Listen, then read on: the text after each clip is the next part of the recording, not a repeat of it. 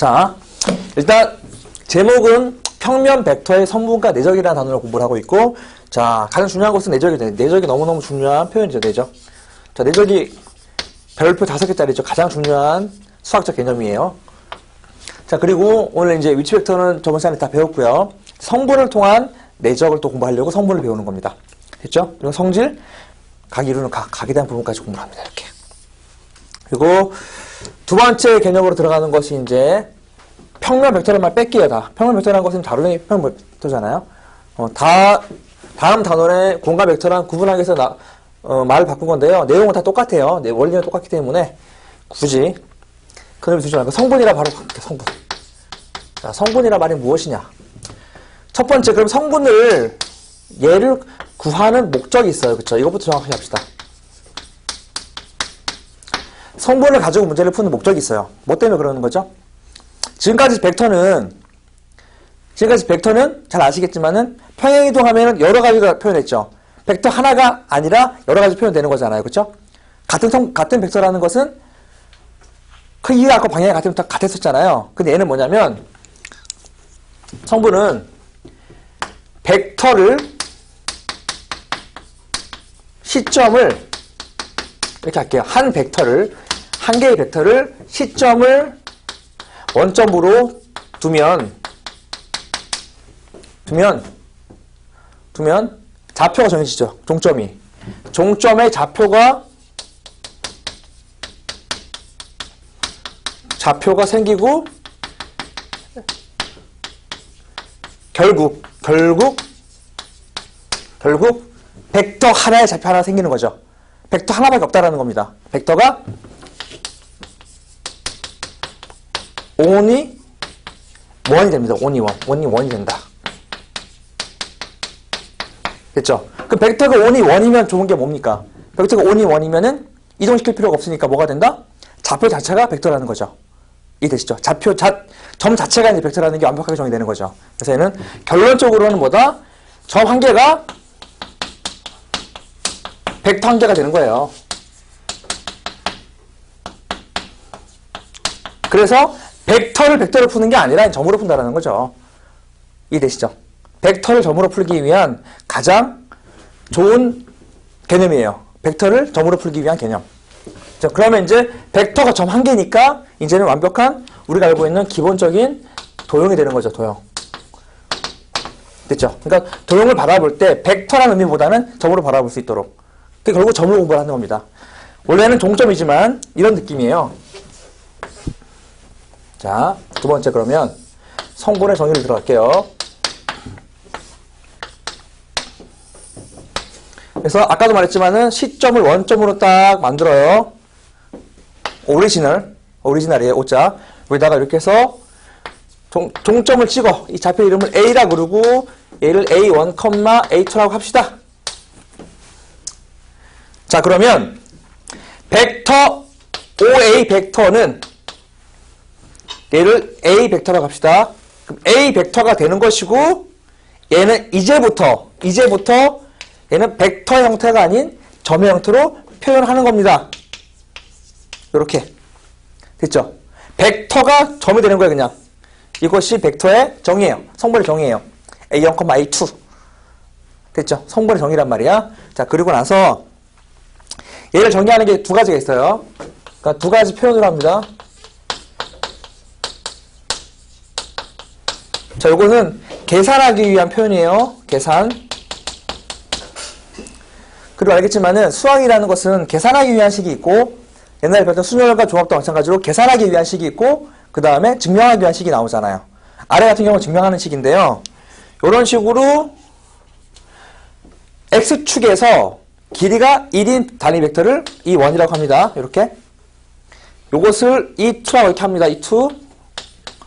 Y축으로 단위 벡터가. 자, 그러면 이렇게 쭉 내렸을 때 요 길이를 단위 벡터로 표현하면 E1이 토탈 A1개 있는 거죠. A1까지니까. 얘를 그냥 A1 벡터, A1, 그 다음에 E1 벡터로 하면 되는 거죠. 이렇게. 맞습니까? 그리고 여기 좌표가 뭐가 되는 거죠? 여기는 A2, 그 다음에 A2, E2 벡터 이렇게 되는 거죠. 이런 식으로. 맞죠? 그래서 얘는 어떻게 한다? A1, E1 벡터에다가 A2, E2 벡터를 이렇게 더해가지고 표현합니다. 이것은 증명하기 위한 식이에요. 이렇게 한다는 거죠. 자, 그 다음에 이제 뭘 하냐면, 세 번째, 벡터의 중요한 성질을 공부해요, 성질.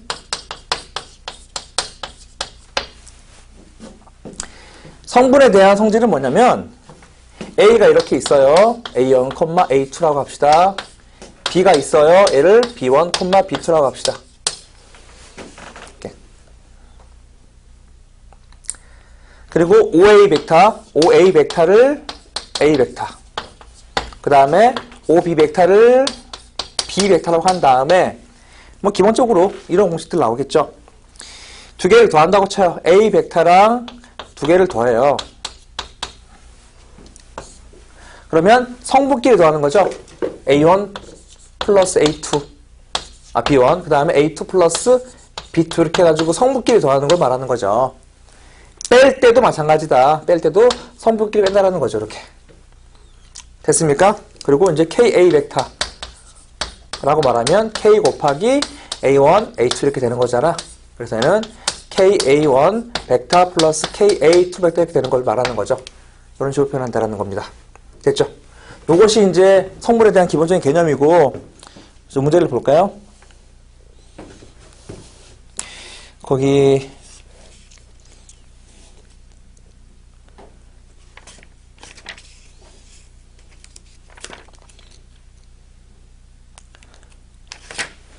어디입니까? 192쪽 192쪽을 보고, 이거 하나 안 했네. 이거 여기서 중요한 게 하나 안 했네요. 여기서 절대값 A1 벡터라는 말의 의미는 이거 길을 말하는 거지. 길이는 얘와 얘의 거리잖아요. 그래서 루트 A1 제곱 플러스 A2 제곱 되는 거 알겠죠? 얘하고 얘와의 거리이기 때문에. 그러니까 요것도 중요한 공식이에요. 이것도 절대값 A 벡터의 크기, 즉 다시 말해서 주점사의 거리를 말합니다. 거리를 말하는 겁니다. 거리.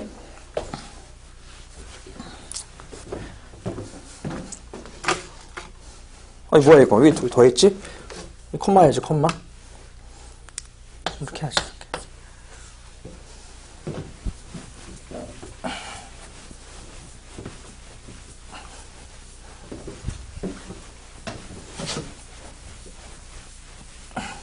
자, 그러면 거기 이제 문제를 보면은요, 그 말도 안 되는 쉬운 문제 있잖아요, 예제 1번. 그거 말고, 방금 나눠준 프린트 있죠? 아까 말했던 4번 문제 이걸 합니다. 예제 1번. 이게 이제, 진짜 예제 같은 문제가 되는 거죠. A가 있고요. 1,3이 있어요.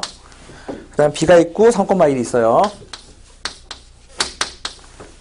그리고 이런 표현이 나왔어. 잘 나오는 표현이니까 이 표현 자체를 우리 이제 압시다. 이렇게 나와요. 16. 점 P가 나타내는 도형.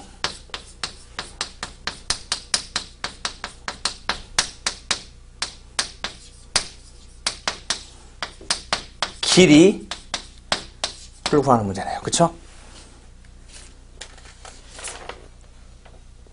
됐죠? 자, 이런 문제 같은 경우는 일단 원리가 뭡니까? 원리는 점 P라는 것이 예전을 말하면 자취의 방정식. 점 P가 움직이면서 나타내는 도형을 말하는 거니까 자취의 방정식이죠. 자취의 방정식 풀이의 원칙이 뭐였었죠?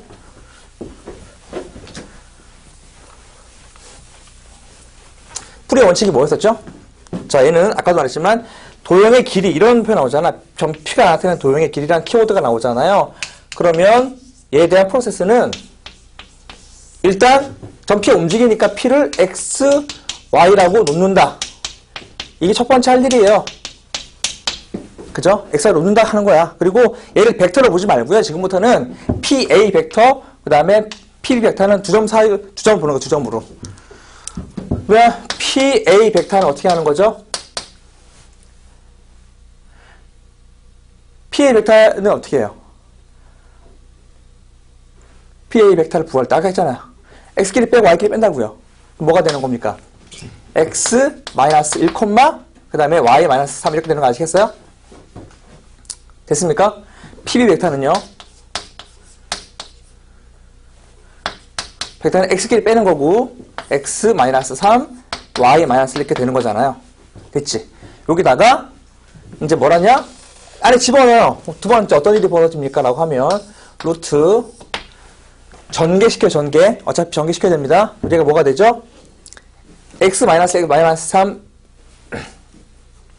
x 마이너스 1 이거 안 했구나. 두 번째 이거 다시 합시다. 우리 두 가지 프로세서가 있는 거예요. 하나가 뭐냐면은 절대값 a 벡터 이렇게 나온다고 했잖아. 아까 전에 했지만 이건 어떻게 한다? 어떻게 한다 이거? 루트 a1 제곱 플러스 a2 제곱 한다는 거죠. 그렇죠? 요 길이 a 벡터가 a1, a2일 때 얘도 마찬가지로 두 번째 절대값 PA 벡터 플러스 PB 벡터는 어떻게 한다? 루트? 어떻게 하면 되겠어요? PA 벡터와 PB 벡터 이거 두 개를 더하는 거죠, 먼저. 그럼 뭐가 됩니까, 이거 계산하면은? 두 개 더하면 2x-4, 2y-4 이렇게 되는 거잖아요. 이거를 가지고 제곱하는 거니까 결국 뭐가 된다? 얘는 루트 2x, 이거를 이제 계산하는 거잖아요. 2x-4의 제곱 플러스 2y-4의 제곱 이렇게 되는 거죠. 문제 없죠? 이것이 얼마라는 겁니까? 이것이 16이라는 거죠. 이렇게. 자, 그 다음 어떻게 합니까? 양변을 제곱해. 제곱하면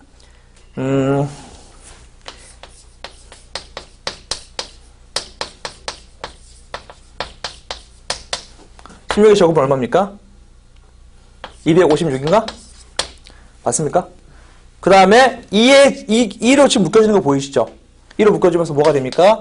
얘는 x-2의 제곱 플러스 y-2의 제곱이 되어버리죠. 2로 묶어지면 밖에 4가 나가니까 4 나눠주면 4, 4, 16 4, 6, 24 4, 4, 16 이렇게 되는 거 맞죠? 근데 얘는 뭡니까? 반지름이 8인 원 돼버리네요. 그죠? 했더니 얘는 결론 반지름이 8인 1 이렇게 돼요. 그래서 길이니까 뭐 2파이 해가지고 16파이 하면 되는데요. 하나만 더 추가로 정리합시다. 추가로 정리할게요. 뭐냐면 아이씨 다 부러졌네. 이거 자 여기다가 정리.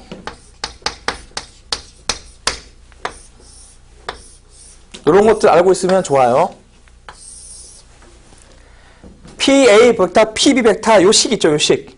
요 식 자체를 이해하고 있으면 되게 쉽게 풀어요. 무슨 얘기냐면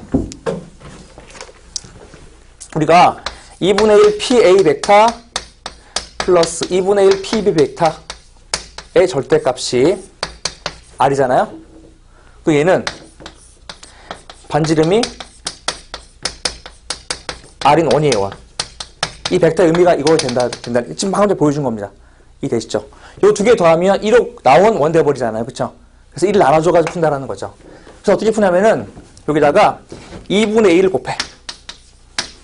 바깥에 이거 이렇게 나오겠죠? 식은 똑같죠? 그럼 나눠주면 8 돼버렸죠? 8. 그래서 반지름이 8인 1이에요. 그냥. 따라서 어떻게 푼다?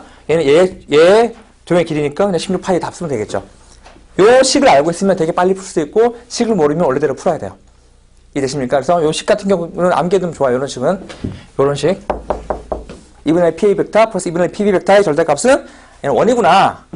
반지름이 R인 1입니다. 라고 설명하시면 됩니다. 됐습니까? 자, 바로 예제 2번을 들어갑니다. 예제 2번까지 하고. 다시. 8번이죠?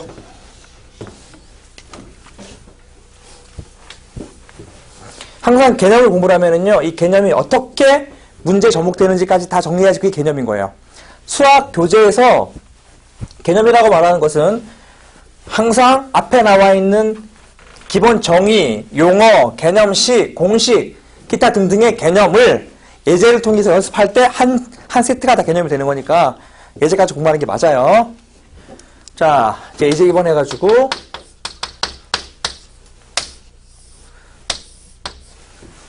잠깐만 끊었다 할까 이거는?